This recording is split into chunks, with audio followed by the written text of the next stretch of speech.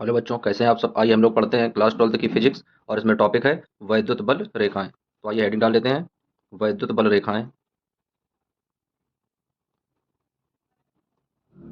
वैद्युत बल रेखाएं। तो आइए बच्चों देख लेते हैं वैद्युत बल रेखाएं क्या होती हैं।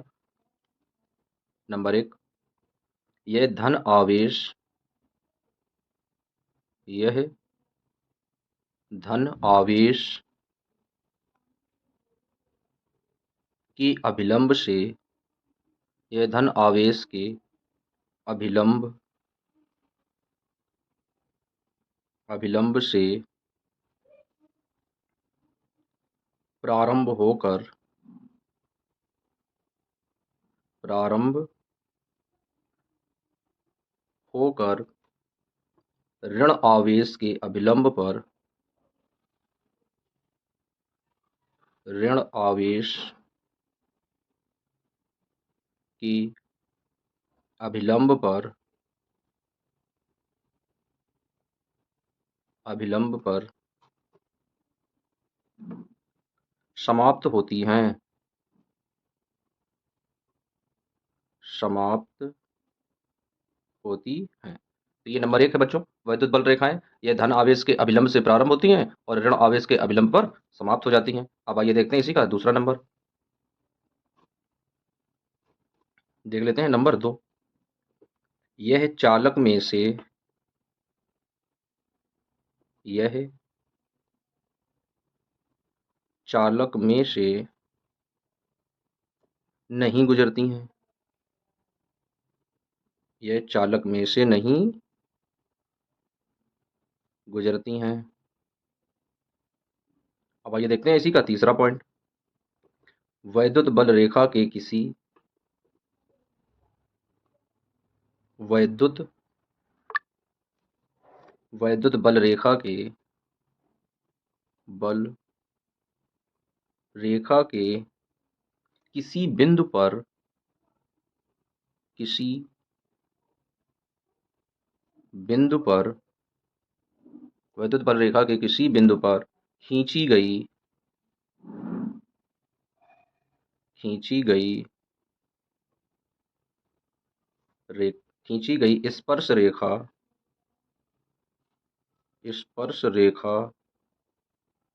उस बिंदु पर उस बिंदु पर उस बिंदु पर विद्युत क्षेत्र की विद्युत क्षेत्र की दिशा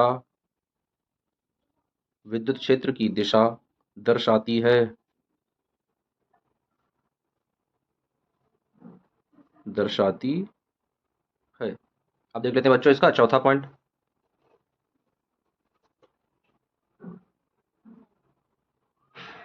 चौथे पॉइंट में देख लेते हैं क्या है, यह बल रेखाएं, यह बल रेखाएं यह बल रेखाएं एक दूसरे को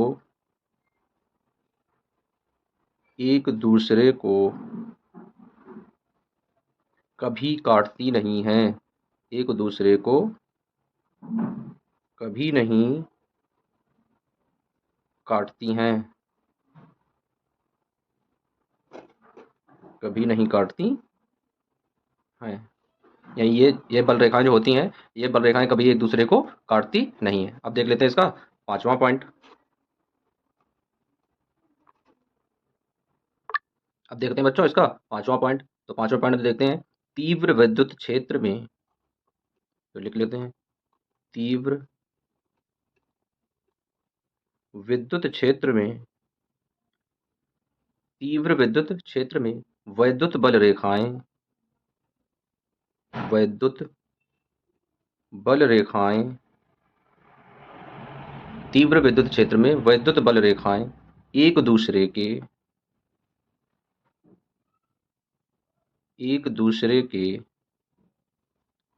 सन्निकट एक दूसरे के सन्निकट तथा जहाँ क्षेत्र निर्बल होता है, तथा जहाँ क्षेत्र निर्बल होता है, निर्बल या दुर्बल होता है,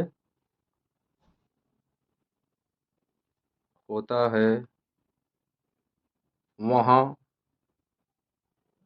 वहाँ फैल जाती हैं, वहाँ फैल जाती हैं। अर्थात अर्थात एक दूसरे से एक दूसरे से दूर हो जाती हैं, दूर हो जाती हैं। तो बच्चों ये थे वैद्युत बल रेखाओं के गुण। तो देख लेते हैं वैद्युत बल रेखाओं के क्या गुण थे। यह धन आवेश के अभिलंब से प्रारंभ होकर ऋण आवेश के अभिलंब पर समाप्त हो जाती हैं। यह चालक में से नहीं गुजरती हैं। वैद्युत बल रेखा के किसी बिंदु पर खींची गई स्पर्श रेखा उस बिंदु पर विद्युत क्षेत्र की दिशा को दर्शाती है। यह बल रेखाएं एक दूसरे को कभी नहीं काटती हैं। जहां तीव्र विद्युत क्षेत्र बल उत्पन्न होता है वहां ये बल रेखाएं एक दूसरे के सन्निकट यानी पास आ जाती हैं, तथा जहां क्षेत्र निर्बल होता है वहां ये एक दूसरे से दूर हो जाती हैं तथा फैल जाती हैं। अब देख लेते हैं वैद्युत बल रेखाएं किस तरीके से गमन करती हैं। तो ये धनात्मक अभिलंब से निकलती हैं इस तरीके से, जो भी प्लस पॉइंट होता है उससे बाहर की ओर निकलेंगी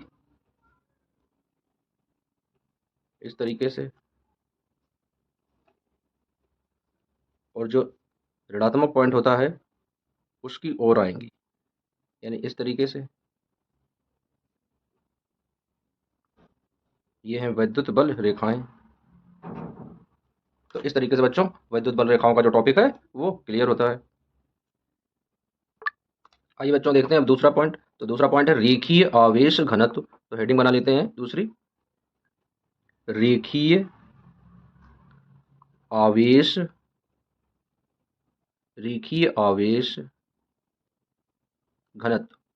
तो देख लेते हैं बच्चों रेखीय आवेश घनत्व किस तरीके से होता है। इसकी परिभाषा देख लेते हैं रेखीय आवेश घनत्व की। तो इसकी परिभाषा लिखेंगे, किसी एक समान, किसी एक समान,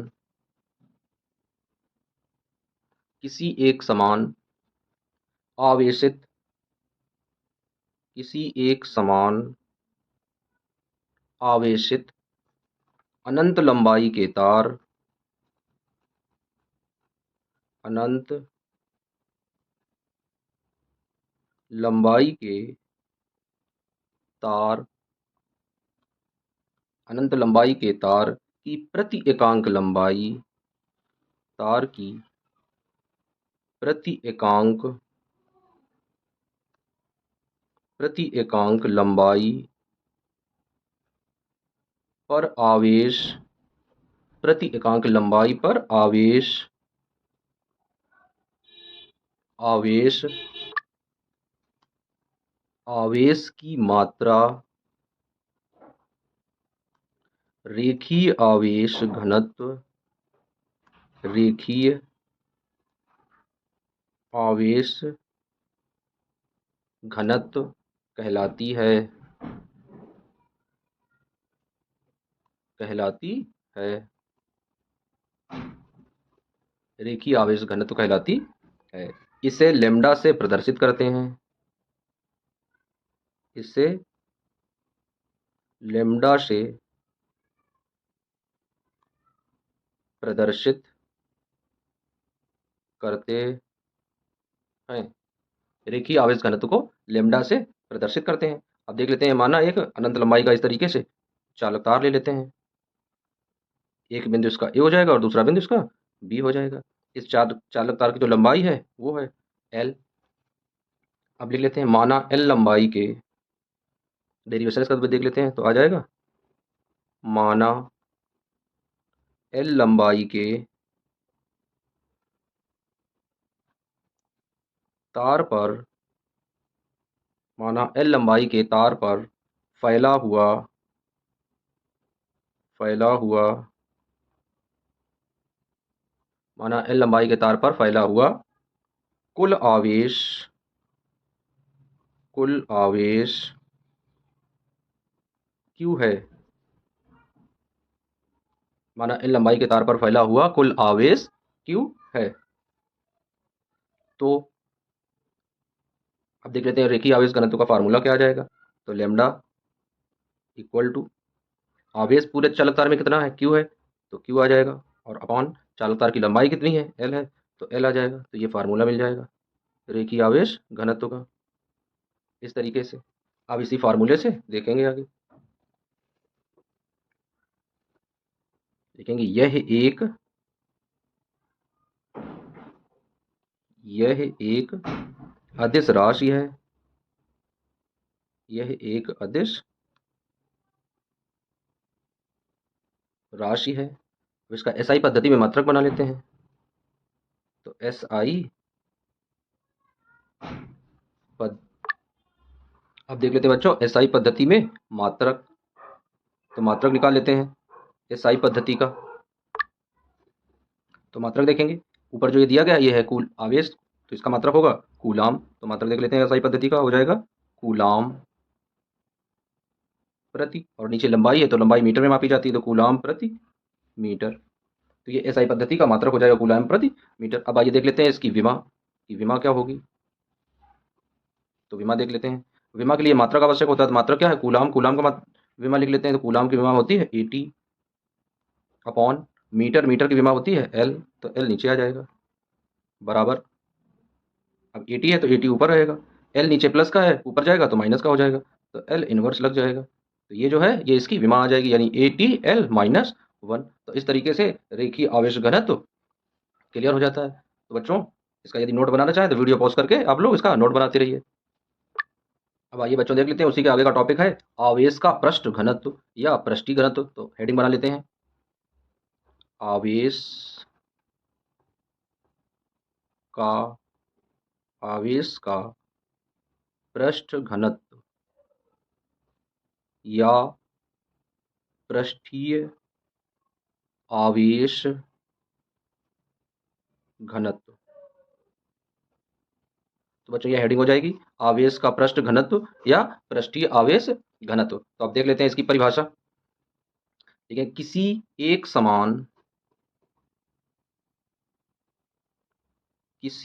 समान आवेशित पृष्ठ के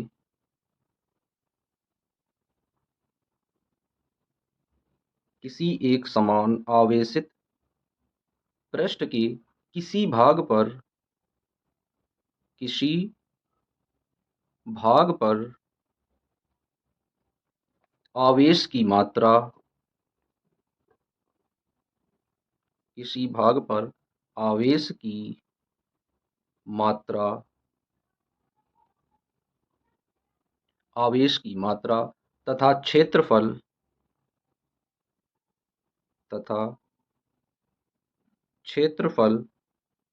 के अनुपात, क्षेत्रफल के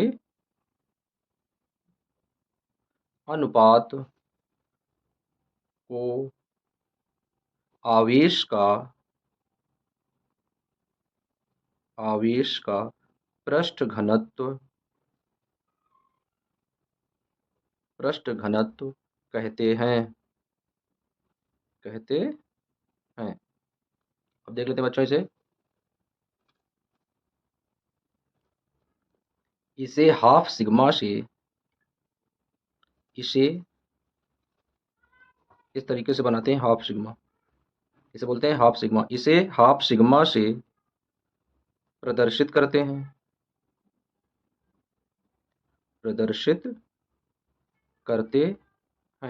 इसे हाफ सिग्मा से प्रदर्शित करते हैं। तो देख लेते हैं इसका फार्मूला किस तरीके से आएगा। तो हाफ सिग्मा इक्वल टू आवेश दिया गया है और क्षेत्रफल के अनुपात को, तो आवेश अपॉन क्षेत्रफल इस तरीके से, तो ये हमें फार्मूला मिल जाएगा। अब देख लेते हैं एक ऐसी राशि है, तो लिखेंगे यह एक अदिश राशि है,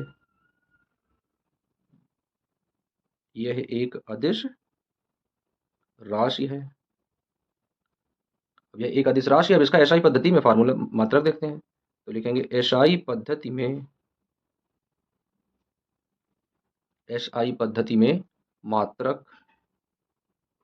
तो एसआई पद्धति मात्रक देख लेते हैं। ऊपर दिया गया है आवेश, तो आवेश का मात्रक होता है कूलाम, तो लिखेंगे कूलाम। नीचे दिया गया है क्षेत्रफल, क्षेत्रफल का मात्रक होता है मीटर स्क्वायर, तो कूलाम प्रति मीटर स्क्वायर। अब इसकी विमा देख लेते हैं, विमा निकालेंगे। तो देखो ऊपर दिया गया है कूलाम, कूलाम की विमा होती है बच्चों एटी, तो लिखेंगे ए टी अपॉन में। नीचे दिया गया मीटर स्क्वायर, मीटर स्क्वायर की विमा होती है एल टू। जब ये दोनों ऊपर जाएंगे तो ऊपर आ जाएगा ए टी, एल नीचे प्लस के हैं, ऊपर जाएंगे माइनस के हो जाएंगे, तो एल माइनस का टू। तो इस तरीके से ये इसकी विमा आ जाएगी अब इसके पृष्ठ घनत्व की। आइए बच्चों देखते हैं इसकी अगली परिभाषा। तो अगला पॉइंट है वैद्युत फ्लक्स, तो देख लेते हैं, हेडिंग डालेंगे वैद्युत फ्लक्स। तो अब परिभाषा देख लेंगे कि वैद्युत फ्लक्स की क्या परिभाषा होती है। तो लिखेंगे वैद्युत क्षेत्र में उपस्थित, वैद्युत क्षेत्र में उपस्थित, वैद्युत क्षेत्र में उपस्थित किसी अज्ञात, किसी किसी अज्ञात, वैद्युत क्षेत्र में उपस्थित किसी अज्ञात पृष्ठ से, किसी अज्ञात पृष्ठ से पृष्ठ के लंबवत, किसी अज्ञात पृष्ठ से पृष्ठ के लंबवत, पृष्ठ के लंबवत गुजरने वाली,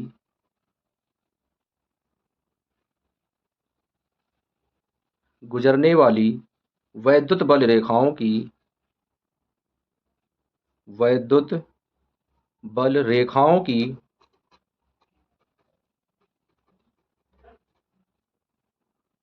वैद्युत बल रेखाओं की संख्या को, वैद्युत बल रेखाओं की संख्या को उस पृष्ठ से, उस पृष्ठ से बद्ध वैद्युत फ्लक्स कहते हैं। वैद्युत वैद्युत फ्लक्स कहते हैं। इसे इसे फाई ई से प्रदर्शित करते हैं, इसे फाई ई से प्रदर्शित करते हैं। अब देख लेते हैं कि किस तरीके से पृष्ठ से वैद्युत बल रेखाएं गुजरती हैं। तो यहां पर बना लेते हैं एक पृष्ठ, इस तरीके से एक अज्ञात पृष्ठ बनाएंगे। अब यहां से एक रेखा इस तरीके से गुजरेगी, एक रेखा इस तरीके से गुजरेगी, और एक रेखा इस तरीके से गुजरेगी। एक रेखा इस तरीके से निकल जाती है, एक रेखा इस तरीके से निकल जाती है, और एक रेखा इसके सामने से ऐसे निकलती है। तो ये पृष्ठ है, इस पृष्ठ से ये गुजरने वाली वैद्युत बल रेखाएं हैं। तो अब देख लेते हैं इनका फार्मूला किस तरीके से आएगा। तो फार्मूला लिखेंगे, इसे कैसे प्रदर्शित करते हैं फाई ई से। तो यहाँ पर लिखेंगे phi E equal to E vector dot A vector. बच्चों ये जो E vector dot A vector है, ये हम लोग फर्स्ट ईयर में पढ़ चुके हैं, जब सदिशों का निरूपण हम लोगों ने पढ़ा था, तो उसी में ये चीज़ें पढ़ी थी। तो आइए देख लेते हैं इसके आगे। यदि वैद्युत बल रेखाओं, लिखेंगे यदि वैद्युत बल रेखाओं, यदि वैद्युत बल रेखाओं के मध्य, यानी वैद्युत बल रेखाएं और जो इस पृष्ठ का जो क्षेत्रफल सदिश है उनके मध्य का जो कोण है, मध्य का कोण थीटा है, तो यदि उनके मध्य का कोण क्या है, थीटा है, तो क्या हो जाएगा, ये तो हो जाएगा फाई ई इक्वल टू, अब ये वेक्टर हट जाएगा, तो वेक्टर हो जाएगा तो इसका अदिश गुणन होगा, तो क्या आ जाएगा ई ए और कॉस थीटा। जब अदिश गुणन होता है तो कॉस थीटा में लिखते हैं, जब सदिश गुणन होता है तो साइन थीटा में लिखते हैं। अब देख लेते हैं वैद्युत फ्लक्स का मान, वैद्युत फ्लक्स का मान, वैद्युत फ्लक्स का मान विद्युत क्षेत्र, विद्युत क्षेत्र तथा तथा क्षेत्रफल के तथा क्षेत्रफल के अदिश गुणन के बराबर होता है। अदिश गुणन के बराबर होता है।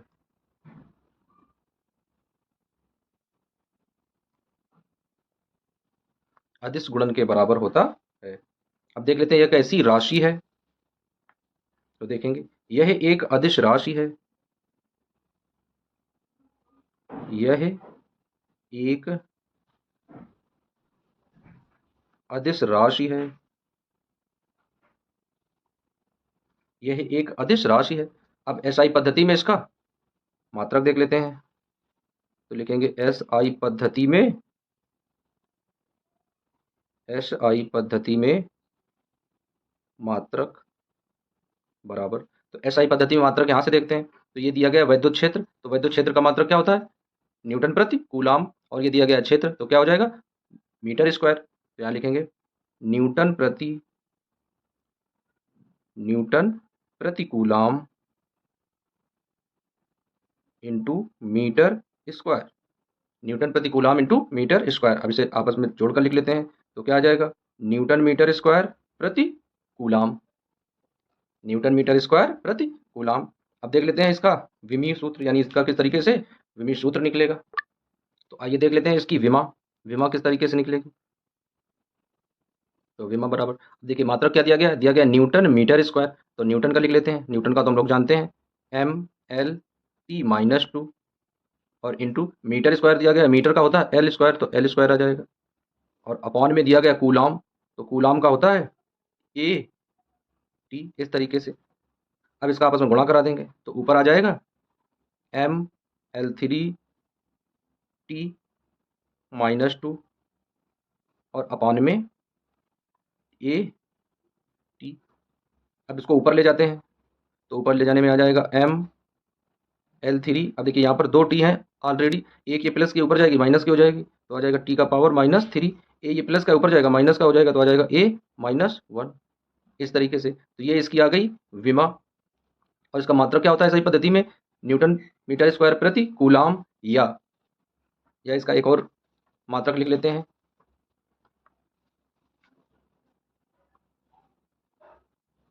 एसआई पद्धति में मात्रक, तो इसका मात्रक था newton metre square, newton metre square प्रति कूलाम, या एक और होता है वोल्ट मीटर, उसे बोलते हैं वोल्ट मीटर। तो ये दो इसके मात्रक होते हैं एसआई पद्धति में, एक होता है न्यूटन मीटर स्क्वायर प्रति कूलाम और एक होता है वोल्ट मीटर। तो इस तरीके से बच्चों वैद्युत फ्लक्स जो है ये पूरा कंप्लीट हो गया।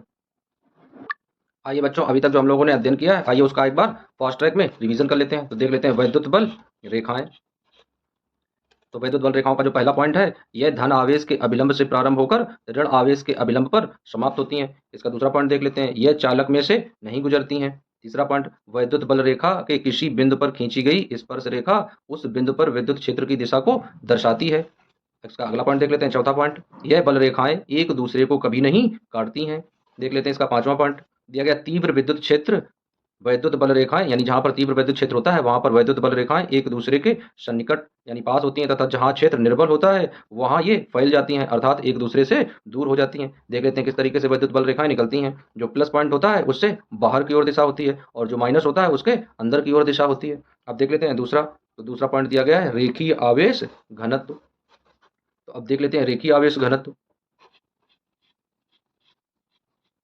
तो रेखीय आवेश घनत्व की परिभाषा देख लेते हैं। दिया गया किसी एक समान आवेशित अनंत लंबाई के तार की प्रति एकांक लंबाई पर आवेश की मात्रा रेखीय आवेश घनत्व कहलाती है। इसे लैम्डा से प्रदर्शित करते हैं। अब देख लेते हैं, तो एक लंबाई मान लेते हैं, ए और बी के बीच की लंबाई मान लेते हैं कि ये जो चालक तार है इसकी लंबाई एल है। माना एल लंबाई के तार पर फैला हुआ कुल आवेश क्यू है। इस एल लंबाई के तार पर जो आवेश है वो क्यू आवेश फैला हुआ है। तो अब रेखीय आवेश घनत्व को लैम्डा से प्रदर्शित करते हैं, तो आ जाएगा lambda equal to Q upon L. अब देख लेंगे, तो यह एक अदिश राशि है, यह एक अदिश राशि है। उसके बाद में एसआई पद्धति में मात्रक देखेंगे, तो एसआई पद्धति में मात्रक, इसका मात्रक अब देखिए ऊपर दिया गया है आवेश, तो आवेश का मात्रक होता है कूलाम, तो कूलाम आ गया। नीचे दिया गया लंबाई, लंबाई का मात्रक होता है मीटर, तो इसका एसआई पद्धति में मात्रक कूलाम प्रति मीटर होता है। अब इसकी विमा देख लेते हैं, तो विमा कूलाम की विमा 80 होती है और मीटर लंबाई की एल होती है। एल नीचे प्लस में, ऊपर जाएगा तो माइनस में हो जाएगा, तो इस तरीके से इसकी विमा आ जाती है 80 एल इनवर्स। अब देख लेते हैं बच्चों, अगली हेडिंग दिया गया आवेश का पृष्ठ घनत्व या पृष्ठीय आवेश घनत्व, तो ये देख लेते हैं। तो इसकी परिभाषा देखते हैं, किसी एक समान आवेशित पृष्ठ के किसी भाग पर आवेश की मात्रा q है तथा क्षेत्रफल a के अनुपात को उस आवेश का पृष्ठ घनत्व कहते हैं। इसे हाफ सिग्मा से प्रदर्शित करते हैं। ये जो बना होता है इसे हाफ सिग्मा बोलते हैं। तो देख लेते हैं, तो हाफ सिग्मा इक्वल टू पृष्ठ पर आवेश कितना है q और पृष्ठ का क्षेत्रफल क्या है a, तो q अपॉन a। अब देख लेते हैं, यह एक अदिश राशि है। एसआई पद्धति में इसका मात्रक बना लेते हैं, तो ऊपर दिया गया है आवेश, आवेश का मात्रक होता है कूलाम, तो आ जाएगा कूलाम प्रति, नीचे दिया गया क्षेत्रफल, क्षेत्रफल का होता है मीटर स्क्वायर, तो कूलाम प्रति मीटर स्क्वायर। अब इसकी विमा देख लेते हैं, तो कूलाम की 80 होती है और मीटर स्क्वायर की एल स्क्वायर, तो 80 एल नीचे माइनस का ऊपर जाए, नीचे प्लस का ऊपर जाएगा माइनस का हो जाएगा, तो 80 एल माइनस 2, तो इस तरीके से इसकी विमा आ जाती है। अगला पॉइंट देखते हैं, अगला पॉइंट दिया गया है वैद्युत फ्लक्स, तो वैद्युत फ्लक्स देख लेते हैं। वैद्युत क्षेत्र में उपस्थित किसी अज्ञात पृष्ठ से पृष्ठ के लंबवत गुजरने वाली वैद्युत बल रेखाओं की संख्या को उस पृष्ठ से बद्ध वैद्युत फ्लक्स कहते हैं। इसे फाई ई से प्रदर्शित करते हैं, तो फाई ई इक्वल टू ई यानी वैद्युत क्षेत्र और ए मतलब उसका क्षेत्रफल, जो पृष्ठ दिया गया उसका क्षेत्रफल। अब देख लेते हैं, यदि वैद्युत बल रेखाओं के मध्य का कोण थीटा है, यानी इस तरह का ये पृष्ठ दिया गया है, इससे ये जो गुजर रही है वैद्युत बल रेखाएं हैं, तो पृष्ठ का जो क्षेत्रफल सदिश है उसके मध्य और वैद्युत बल रेखाओं के मध्य का जो कोण है वो क्या है, थीटा है। तो अब देख लेते हैं, तो phi E equal to E A cos theta. अब इसकी दूसरी परिभाषा देख लेते हैं, तो दूसरी परिभाषा दी गई है वैद्युत फ्लक्स का मान विद्युत क्षेत्र तथा क्षेत्रफल के अदिश गुणन के बराबर होता है, यानी वैद्युत फ्लक्स का जो मान है वो वैद्युत क्षेत्र तथा क्षेत्रफल के अदिश गुणन के बराबर होता है। अब दिया गया यह एक अदिश राशि है। उसके बाद में इसका एसआई पद्धति में मात्रक देख लेते हैं, तो एसआई पद्धति में जब मात्रक बनाएंगे तो यहाँ पर देखेंगे ई दिया गया, ई ये वैद्युत क्षेत्र है, तो वैद्युत क्षेत्र का मात्रक हम लोग निकाल चुके हैं न्यूटन प्रति कूलाम। उसके बाद में ए दिया गया है क्षेत्रफल, क्षेत्रफल का मात्रक होता है मीटर स्क्वायर, तो मीटर स्क्वायर से गुणा कर देंगे तो आ जाएगा न्यूटन मीटर स्क्वायर प्रति कूलाम। अब आइए देख लेते हैं इसकी विमा, आइए बच्चों देख लेते हैं इसकी विमा। तो मात्रक दिया गया न्यूटन मीटर स्क्वायर प्रति कूलाम, तो न्यूटन का लिख लेते हैं, न्यूटन का होता है M L T minus two into metre square का एल टू अपान में कूलाम के लिखते हैं ए टी। तो अब लिख लेंगे एल टू का गुणा कराएंगे तो आ जाएगा M L three T minus two और अपान में ए टी जब ऊपर जाएगा तो आ जाएगा एम एल थ्री। अब एक ये टी है ऊपर दो है, एक ये प्लस की ऊपर जाएगी माइनस की हो जाएगी, तो टी की पावर माइनस थ्री, ए प्लस का ऊपर जाएगा माइनस का हो जाएगा, तो ए माइनस वन, तो ये आ जाएगी इसकी विमा। अब देख लेते हैं इसका एसआई पद्धति में एक और मात्रक होता है, तो एसआई पद्धति में मात्रक न्यूटन मीटर स्क्वायर प्रति कूलाम या इसे ही बोलते हैं वोल्ट मीटर। तो इस तरीके से बच्चों ये वैद्युत फ्लक्स का जो टॉपिक था ये पूरा क्लियर हो गया। बच्चों यदि आप लोगों को वीडियो अच्छा लगा हो तो वीडियो को लाइक करें और चैनल को सब्सक्राइब करें। जय हिंद बच्चों।